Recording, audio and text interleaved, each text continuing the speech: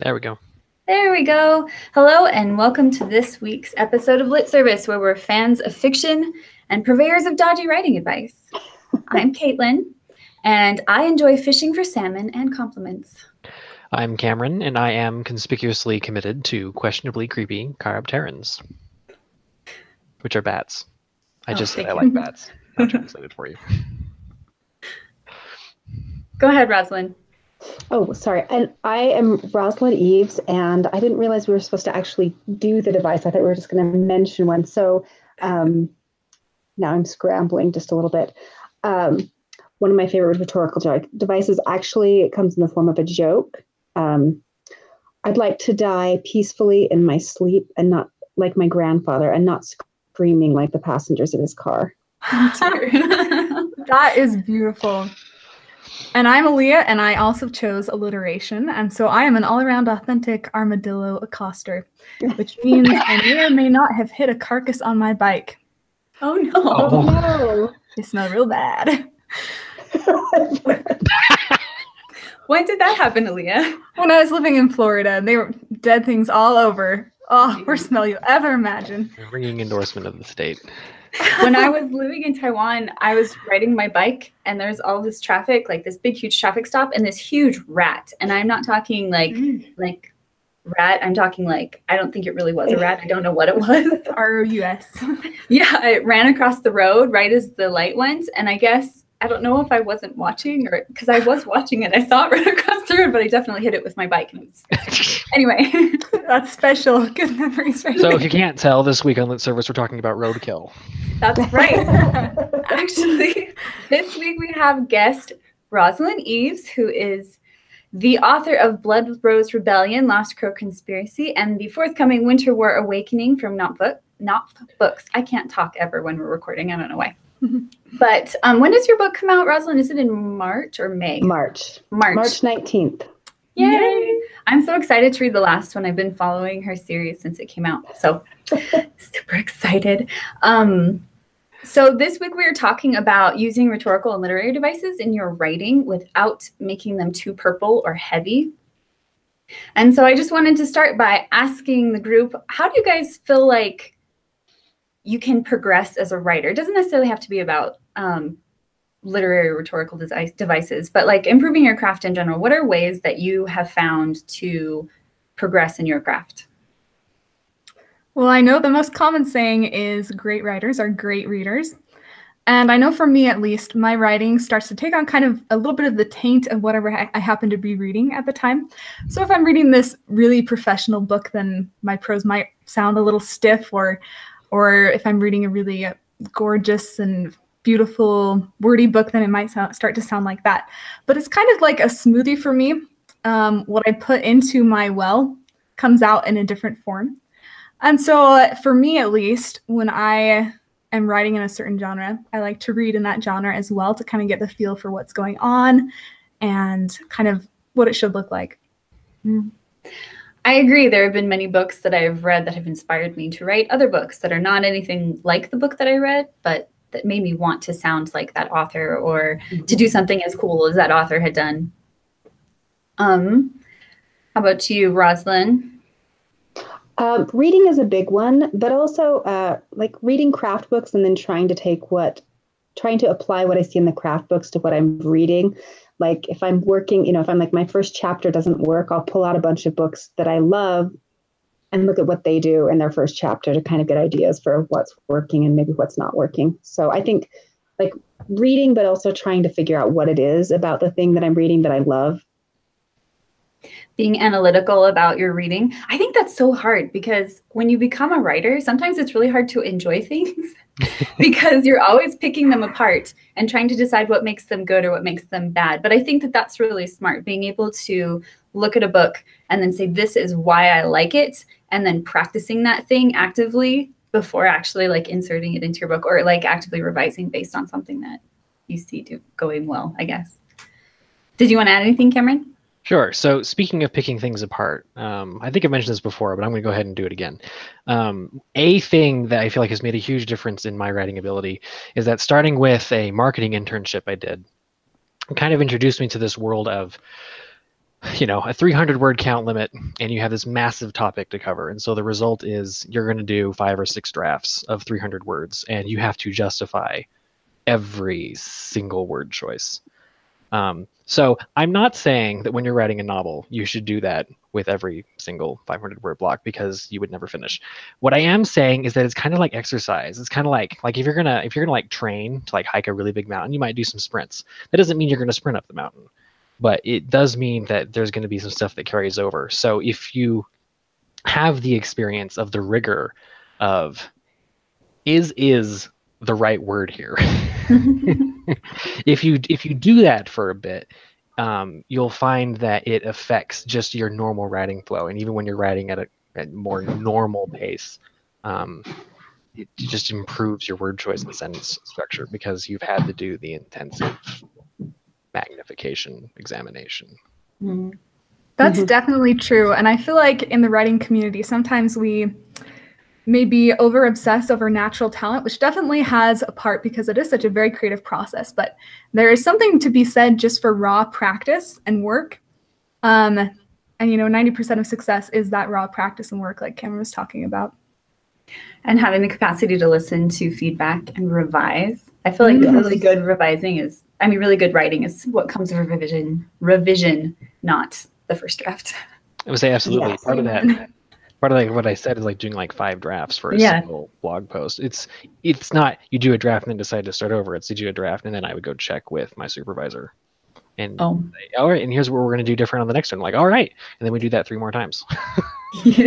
And I would die if I had to do that for an entire novel. But the experience of taking feedback like that regularly on the same thing and then applying it, which is why writing groups are so important. Sometimes you do have to do that with certain passages on a novel. Like, well, if you have a climax moment, if you have the climax and you just want to be perfect, or, I mean, I would say, correct me if I'm wrong, you people who've actually published books, but it's probably worth. But like your query, like your query sample, should probably go over that with as fine a tooth comb as you possibly can. Multiple drafts. Oh yeah, like I probably went through.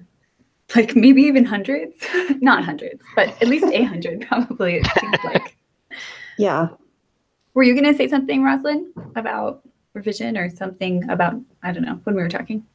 No, just I think revision is one of the most important parts of writing. I mean, I teach college English, and I teach my students that good writing comes out of revision. And I think it's one of the most important things for writers to learn, because it's one of the things that I find that beginning writers especially don't have. Like they sort of think that good writers are born good writers and that everything they write is automatically good because they're good writers. What they don't realize is that good writers know how to take those crappy first drafts and turn them into something pretty. Nice.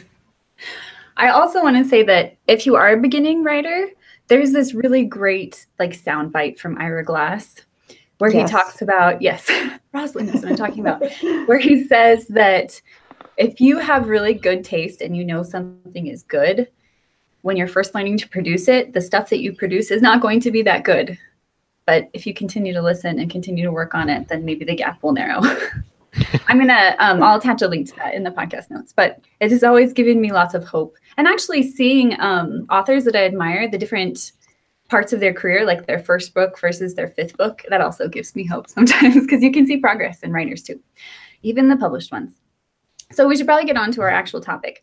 So what do we mean by rhetorical devices? Does anyone want to give a general definition? Maybe Rosalyn, since you are the professor here. Well, actually, so this is my nerdy part, but my background actually is in rhetoric and composition. And so I teach rhetorical devices to my college students in addition to writing classes. But I think you want to start with rhetoric, which rhetoric is just the purposeful use of language. And devices are, well, mostly literature stole them from the study of rhetoric. But they're things like metaphor and simile and climax and parallelism. But they're just little tricks that we do in the way we shape the language and the kind of images that we use that make the writing more memorable, that can add emotional punch, and that can shape your writing style. I took a class from Rosalyn about this, which is why I asked her to talk about this on the podcast. She's fabulous at it. So I was wondering if we together could talk about like some examples that we've seen in books that made something more emotionally applicable to us or gave it the extra punch that it needed or something. I know Rosalyn has a ton of them up her sleeve, but I wanted to add a couple. One of my favorite ones is Maggie's Stiefvater. In all of her books, she does this, but in The Raven Boys especially, she very often personifies things. Like when Blue first accidentally steals Gansey's journal, it is described like Gansey. The way that she describes the pages and the way they're put together and stuff, what she's actually describing is the character who owns it. And she does that very often through setting and through objects. So personification is pretty cool. Does anyone else want to add one? Yeah, another one is flashbacks. I just finished rereading Austin Land by Shannon Hale, and she has this really fun flashback line she does every chapter where she shows a flashback to this main character's previous failed relationships. And it's a good tool because it kind of helps you see how things are escalating in her life and where some of her problems come from. Cameron, do you want to add one? If you can think of one. Come back to me. Sure. Rosalyn, do you have one you want to share? If you don't want to, it's cool though. Yeah, I have. Okay, so this one is maybe a little bit of a spoiler if you haven't read The Wednesday Wars, but this is one of the ones I talked about in my class because I love it so much. And the particular, well, there's two. There's Climax, which is building to, like, the lines that you use increase in intensity as you go on. And then Antithesis, which is a juxtaposition of contrasting ideas. So there's this really wonderful scene in The Wednesday Wars where the main character, Hood, is meeting with Mickey Mantle. And this is his baseball idol, and he's been waiting the whole book for this chance to get this baseball signed. But because of things he's got going on, he's in a play for the Tempest, and he's dressed up as Ariel.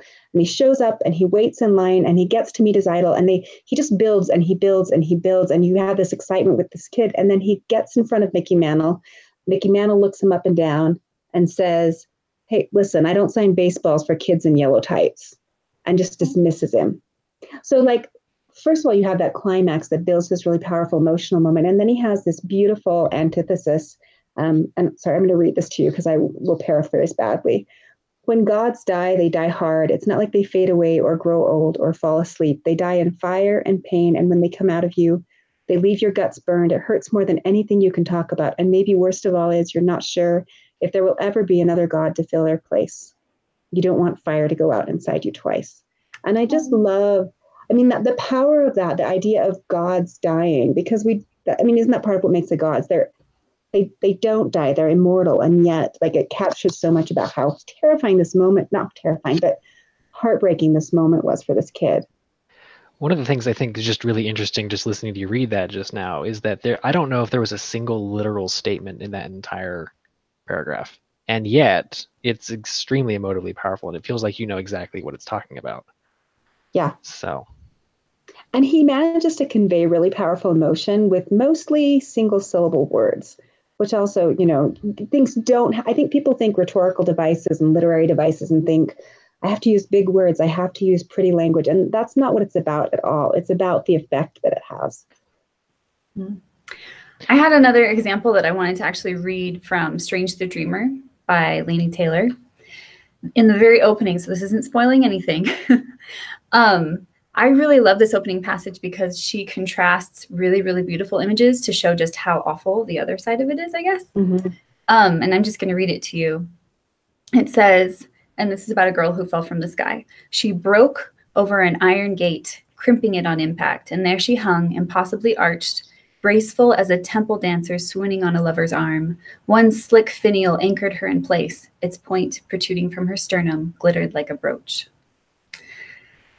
And I feel like all of those images are so much clearer and horrifying because of the juxtaposition of beautiful language or beautiful images with the scary, not scary, gross stuff, I guess. So we could probably just talk about examples for like hours and hours and hours. But what I want to talk about is, unless Cameron, you have an example you'd like to share. I don't want to cut you off there. Nope. I was just going to observe that with the example you just shared. One of the things I noticed about that one is that it's a lot of figurative language, but it's based in a lot of really concrete images. Yeah. So you know exactly what ballerina looks like. You know exactly what this metal spike looks like. Put together, you get this new. Well, it's interesting because it's abstract, but it's also concrete. That's what makes it great. Okay, so I want to talk about how we can get these into our writing. And I think the first thing probably is knowing about them. We talked a little bit about analyzing books as we read them or thinking about them, but I also think just knowing what it is that's happening in front of you by studying rhetorical devices is probably your first step. Rosalyn, I know you have a bunch. I'm putting you on the spot here because I didn't ask you about this, but okay. there are resources and stuff or ways that you give your students to learn about it. So I have, if you're interested in rhetoric generally, but it also covers rhetorical devices, I have my students read a book called Thank You for Arguing. And I love it because the author uses examples from like classical culture, but he also uses The Simpsons. So it's really accessible. But he has a couple of chapters on common rhetorical devices, and he uses real world examples, which I think is helpful. If you want an exhaustive list of rhetorical devices, Gideon Burton, who is a BYU professor, runs a website called Silva Rhetoricae, and that's, or maybe Silvae Rhetorica. I always get that confused. But anyway, if you look up Gideon Burton and Forest of Rhetoric, I can send you the link. He has an alphabetized list of pretty much every rhetorical device you could think of with examples. One thing I tell my students with rhetorical devices, like, don't worry about knowing the fancy Latin name for them. Like, I could tell you that the joke I told you at the beginning is an example of a paraprosdokian because it sounds really fancy. But all you need to know is that it's a surprise ending. That part of what makes it funny is it's not what you expected. So I don't think, like, don't worry so much about knowing the name of the devices. Just, I think the important thing is being able to recognize them when you see them and recognize what they're doing. I agree. So we also, well, does anybody else want to add to that? Well, I just think what Cameron said before is huge. Just practice, recognize, and then try your hand at implementing what you see. I just think that's a huge thing. Say throw in addition, not just mimicking things that you see, but knowing why you're mimicking this thing, where you're mimicking it. Oh, go ahead. I was going to say one other thing that I think is helpful to remember for rhetorical devices is, I think what you mentioned purple prose at the very beginning. I think what creates purple prose is when people try to cram them in everywhere. And I think what rhetorical devices can be so powerful that I think you really want to save them for those moments where you need emotional impact, where you need, to add something extra like that sparkle to get readers' attention. So you want to use them sparingly, but I think that's also helpful because then when you have a scene where you need something extra, that's when you can go, okay, what tools do I have? What devices do I know of that I could use here to add power to this scene? Well, and I think that just like you said, it's just like when you are writing and you have like those little one-line paragraphs to give them like a little extra emphasis.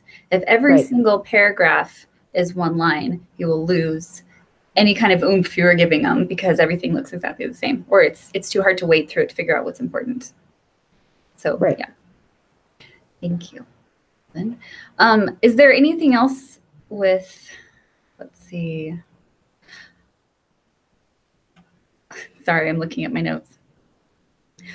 So do we want to talk any more about purple or heavy writing? I feel like another part of writing being too heavy is using either too much or too frequently using rhetoric or rhetorical devices in a genre that doesn't really support it, or not. I mean, any genre supports it, but if you're writing like a YA thriller, there's less room for like really beautiful language because they're really quickly paced. Would you agree, any of you? Or are you guys going to argue with me about this? Well, so my immediate reaction is sort of the idea that I feel like depending on the perspective of the book, so especially if it's like a tight first person, that the rhetorical devices being used in the narration need to match the character delivering them.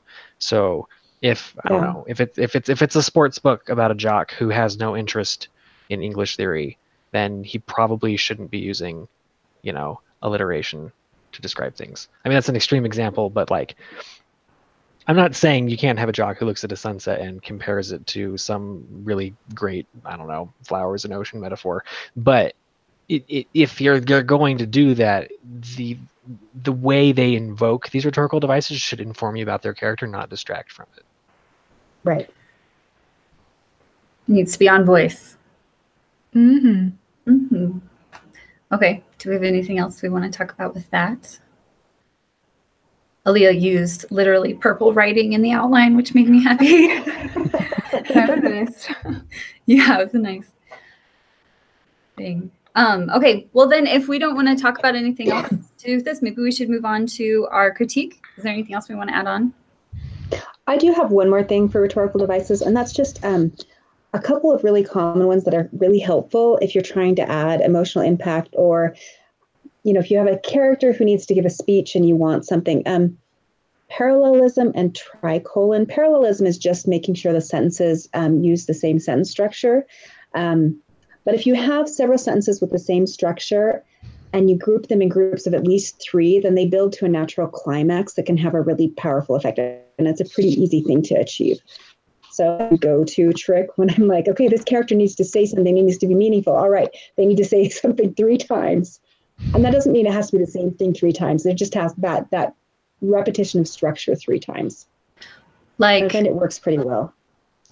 We have been slaughtered. We have been something else. We have been like using similar structure. Right. Okay. We're gonna fight. We're gonna win. We're gonna survive. Yeah. Oh yeah. And then you go back. Yeah. Yep. But that one actually works well because you are building in order of importance. I mean, I know you just threw it off the top, but like slaughtered probably shouldn't have been at the beginning. Fighting is less important than winning, which is less important than surviving. So, okay. And that's something I always have to do in revision too. Is like if I am using those parallel structures to build to a point, I have to make sure that they actually increase in importance. Otherwise, it kind of looks a little funny. That's true. The strength of the statements kind of peter out as they go, so people stop listening to the speech. The opposite effect of what you want. Maybe sometime we should do that on purpose in something. The boring, like later. Yeah. That would be funny. I mean, I've definitely seen that in various. That's a rhetorical device parodies use a lot. If they're making fun of a speech someone gave, they'll do that. They'll do that. We're gonna fight. We're gonna win, and we're probably all gonna die.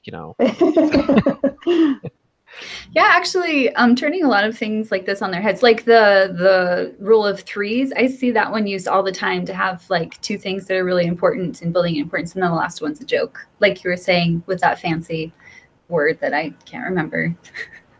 Word surprise. The paraprosdokian. It's just fun to say. Yeah. I hear that so often, and then I never retain it, and so I'm just like that one. That's a surprise. Just like yeah, that's all you need. That's right. Okay, well, let's move on to our critique. Just a really quick refresher on how we critique. We try not to be prescriptive, which means we try not to tell people how to fix things, but rather that there might be something to fix. If you would like to check out the text of the submission, it'll be up on our website a little bit later tonight. Our website is litservicepodcast.wixsite.com/litnation. It'll have our notes on it. Either mine will be throughout the document, but the other ones will probably be at the bottom. If you would like a first chapter critique from us, you can find our submission guidelines on our website. But just so you know, if you have submitted over the last little bit, we have a couple of episodes coming up where we don't have guests, and so we'll probably be going back to our submission well. So please tune in and listen if you've got a submission with us right now. But if you submit again, we're more likely to notice it. This is 100% true. Also, if you talk about us on social media, we're also much more likely to go find your submission and say, I like this person. I'm gonna look at their stuff. That is unfortunately a true story. True. Anyway, so let's start out with things that we like. Oh, wait, let me give the summary really quick. This submission is about a girl who breaks into this tower that she used to be a servant. It's a tower where the kingdom's seer lives, in order to steal the seer's jewelry box as payment for a man who's going to help this girl go into hiding. Or leave the area, I guess. Get out of there. So things that we like. Well, the main character, Helena, we first see her and she's crouching in a tree and going through all these things about how to avoid the guard. And then she jumps from this tree to the wall and she immediately trips and like everyone hears her. And I appreciated that because I feel like often in YA, the main characters are just hyper competent and so good at what they do, but this is a little more realistic. At least it would be if I was the main character. I identified strongly, so. There were a couple things that I really liked. I liked that a lot of the powerful characters were women, because I think especially in fantasy, that's not our default assumption. And so I liked that she was challenging that a little bit. And I also liked that she weeded in mysteries throughout, like the mystery of, she used to be a servant in the castle. Why did she leave? What is the role of the seer? What is the connection between the seer and memories? And I didn't feel like, sometimes I read chapters and feel like there are so many questions I have that I am intimidated to keep reading. And I felt like there were enough questions that I wanted to know more, but not so many that it was overwhelming.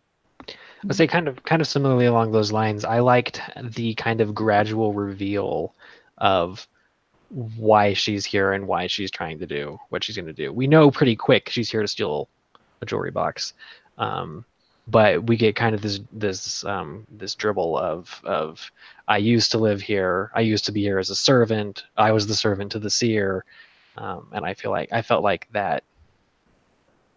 What's the word I'm looking for? Paraprosdokian. Sure. I build-up works. I actually really loved that opening line because it gave the chapter like a specific purpose and like forward momentum and automatic questions. Why is she stealing this jewelry box? I thought that was really cool. I might have some fighting to do about how the information was dribbled a little bit later, but I do like the way that it was given, that we didn't get everything all at once, and that we got kind of a general outline for who she was. I also really liked the hints of world building that we were getting. Aaliyah, I think you mentioned something about Valia's blessed toes. Well, I just agree with that the world building there, it was just kind of comprehensive because we were told that the seer has this place in kind of this godlike society, or I don't know how to describe it, but the seer is like a communicator to God or something, and then later on she's swearing by different gods in the pantheon, and then later on we get a few other hints. So I just felt like it was very immersive there. So well done. Yeah. She did a nice job dropping in bits of world building as they were relevant to the story, rather than like stopping for a big info dump, which is really tempting to do when you're writing fantasy. It really or is. Any kind of speculative world. It's true. I really liked the character conflict too. In now that she like established that there were gods and that they had a relationship with this seer, and then she starts praying to them and says, "Why would they pay attention to me when I'm stealing from their beloved one?" Which I thought was a really good like payoff really early on that world building and understanding a little bit of what was going on. Yeah, she did a good job of showing that the religion is actually going to be central to the story and it's not just decoration. Yeah. And then that ending, that was paraprosdokian. That was excellent. I definitely did not see that coming. I thought I had it pegged where it was going to go at the end, but I don't know if I should tell it and spoil it here, but it was a good ending to that submission. Oh, well, they can read the submission online. It's true. Yeah, I thought it was really cool too. It did make me want to keep reading. Unexpected. And it twisted in a way that made me think that the book is going in a different direction than I originally thought it was, in a good way though. So unless we have anything else we want to add to positives, let's move on to things that might need a second look. So something I noticed is that while I really liked the slow dribble of information, I felt like some of it came maybe backwards a little bit. You guys can argue with me if you want, but I feel like we didn't find out relevant details until after they were relevant, if that makes sense. Like we found out she was the seer's servant after she was already like creeping up the stairway, or we found out that her father had shown her where the secret passage to get up to the seer's place after she found it. And maybe this is just me and my own taste, but I feel like if you can give a little bit of information first so that it makes sense as it's happening, rather than having to go back and explain, it makes it easier for me to read anyway. How did you guys feel about that? I agree with that. And I feel like in this case, having that information would even have like upped the ante for me. I would have felt more tension knowing that she was trying to find the secret passage and knowing that she was a servant and had a history. And I feel like something that may go along with that is I had a hard time getting into this main character's head, because while there was a lot of her describing what was going on, There wasn't too much about her feelings or her views on the world. And so I felt like I didn't really get a sense of who she was. I just seeing things happen. I feel like that got better as the submission went on, but I would definitely agree for the first page or so that it was emotionally dry. Yeah, I would agree that it did get better. I felt like towards the end, especially once we get to like her feeling like the gods aren't listening to her, we were starting to get more of her.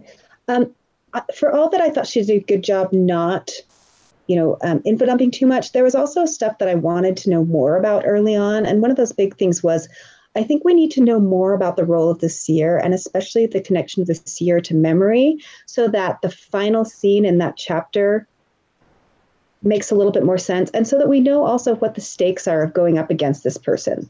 Like, not just that she's going to get caught and thrown in jail, but I think knowing more about the seer would help raise the stakes. I think there's a really cool line where I can't remember exactly what the wording is, but she mentions that all of the seer's memories, something like had made her cruel or something, and I found that really interesting. But unfortunately, it's a tell. We're told that she's cruel, and my immediate reaction, well, I want to know why. Like, what has she done? What has happened? What is it? This is a circumstance where I want just a little bit more so that I can speculate some more. I want to know what it is about having all these memories that makes someone cruel. And then, as you were saying, that would increase the payoff of how the chapter ends. Well, and also I feel like Rosalyn is saying, something that we see a whole lot in these first chapters is authors trying to use the wrong kinds of mysteries to propel their chapter or to propel the reader to continue reading. And sometimes having more information makes you want to keep reading. If I had known that it was an option to have the seer die and like for her to suddenly suck in all of her memories, I would have been really worried about that the whole time she was in there. Or if we knew about the cruelty of this seer who she's worked for, so she has like firsthand experience about what this woman is like, I would have been worried about that, but we didn't get it until after it was already not a problem anymore, I guess. So anyway, making sure that that's such a hard balance, especially in your first chapter, of finding like how much information to give and how much to hold back, I guess. So a little bit more fiddling there might be good. I had two small notes, just with reader reaction. So for me, when it said that the seer had gone to bed shortly before the grand firework display, and that she'd been in charge of organizing the festivities, that seemed a little odd to me, because if I was in charge of an event, something will go wrong right before the end. It also seemed odd that they would go to bed right before a fireworks show, but that's just something small. And then the other question I had as a reader, it seemed odd that the keep would have fewer guards during the festival, because in my mind, I equate festivals with like drunken riotousness and inhibitions. And so I would think more guards during a festival, especially since people from foreign lands might be coming in, or those were just a few of the thoughts I was having. Yeah, so along those lines, I felt like the world building was interesting on kind of like a flyby level where we have the idea of the seer and stuff like that. But I felt like it's started to fall apart closer to the ground. Like we have the detail where apparently the seer and her heir, it says they organized the entire festival, and I'm wondering they don't delegate at all. Well, and also if you're a seer and your job is to like plan parties, I'm not sure what that means about the world. Right. And there's sort of this disconnect where, like, from the flyover details, I get the impression like this is the fantasy equivalent of the Pope. And yet, I mean, on the one hand, it's interesting to have a YA protagonist who's not hyper competent, but it doesn't make me believe the world that this non-hyper competent protagonist can break into the Pope's bedroom and think they're going to get out alive. It just feels too easy. Did you have any other things you wanted to add, Rosalyn?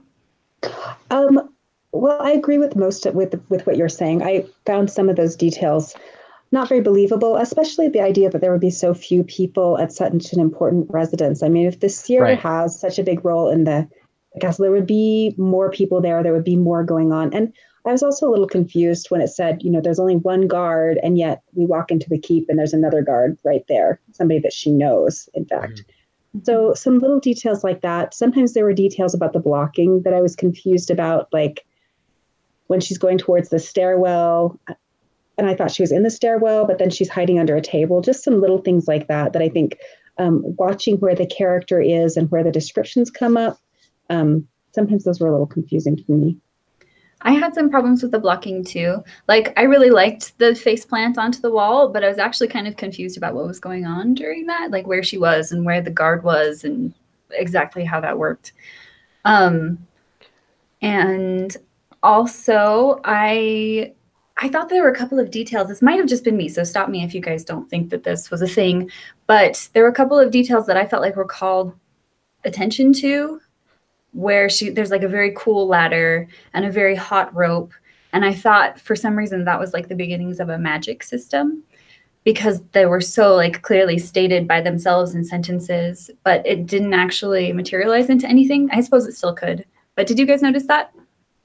I did, but then I thought she kind of explained it when she said the gods were protecting their chosen one. So I thought, but I did want a little bit more there because I wasn't sure if that was coincidence that these things were breaking down or if that was actually the gods intervening in that world. I'll second that. Yeah. There was a line where she laments how difficult it had been for her so far, and then she goes on to list the things that have broken. But in my mind, just the fact that she hadn't gotten caught yet made it seem like it had been pretty easy. Right. It feels like she'd actually been really, really fortunate. Right. Yeah. And coincidence is fine so long as it causes problems, but too much coincidence on the side of your main character isn't always a good thing. I mean, I can see a reversal coming where it's like, it actually turns out you were totally being blessed the whole time and the gods meant you to become the seer, and that's why you made it in. That's true. Yeah, that would make a lot of sense. Mm-hmm. But I don't know, just things like the fact that there's a tree that like grows up onto the wall, like that's just not like in a place where you care about security. You don't have trees growing close to the wall for exactly the reason we have in the story, because it lets people climb up onto the wall without being seen. Which could mean that the seer has like some cool magical ability to like ward people off, so it's not that dangerous to leave her alone. But that didn't actually materialize into anything. But I'm going to insert a link right here in our podcast to our discussion last week about lampshades. This is true. And how, if that's the case, we need a lot of lampshading. That's true. I did have one other little tiny thing, and that's that she walked into the room with the sleeping seer with a candle lit, which seems like not a very smart thing for a seer to do. And then she describes the seer as having hair in her mouth while she's asleep, which made me think there was something wrong with the seer. Which I guess technically she died right after that, so maybe there was. But go ahead. Well, I also had a question about the way the seer was described. Yeah, the candle thing bothered me too, because that seems like a huge fire hazard. But she describes the seer as being like her mother's age and hale and hearty. And the next thing we know, she's dying. And I didn't understand how that was happening. And so I wanted a little bit more about like, did she know, like maybe there were rumors and maybe she's surprised to find that while she thought the seer was healthy, she's actually not. Or was there something about her presence in the room that triggered it? Because the seer kept saying things like, you did this, and it wasn't clear to me what the seer thought she had done. Yeah, and this is prescriptive, sorry, but lampshading there, like even if the character is the one who's asking those questions, like as long as somebody's asking them, or if there are answers, that's great too. But yeah, as long as the reader doesn't have questions that the author isn't like asking to in the text, I guess. Do we have anything else we want to bring up here? I don't have any other notes. I wanted to end like sort of with a positive note. I did think that the last scene in there, I thought was a great hook into the next chapter. So definitely, that was really powerful. I agree. There's tons of stuff to really love about this chapter. It was really fun to read, and I'm really interested to see I hope this book gets published so that I can read it someday. I'll second that. Yeah. So if we don't have anything else that we want to add, then I guess that's it for this week. Thank you so much, Rosalyn, for coming on. We really appreciate it. Thank you for having me. And we just wanted to let you know, I think I said this earlier, but we are not going to have a guest. We will have Kristen back, our regular, since before she moved to England, unfortunately. And now she'll be back, and she'll be back to critique stuff. So if you'd like a critique from just us, then send it in this next week. Remember, this is both a video and a podcast, so you can either watch us on YouTube or you can listen on Apple Podcasts or wherever you get your podcasts. Don't forget to subscribe and leave us reviews and comments. It helps other people to find the show. If you want to ask us questions or tell us how awesome we are or something in between, you can find us on social media. We are at Lit Service on Facebook and Instagram, and at Lit Service Podcast on Twitter. So for Lit Service, thanks for listening, and we will see you in 2 weeks.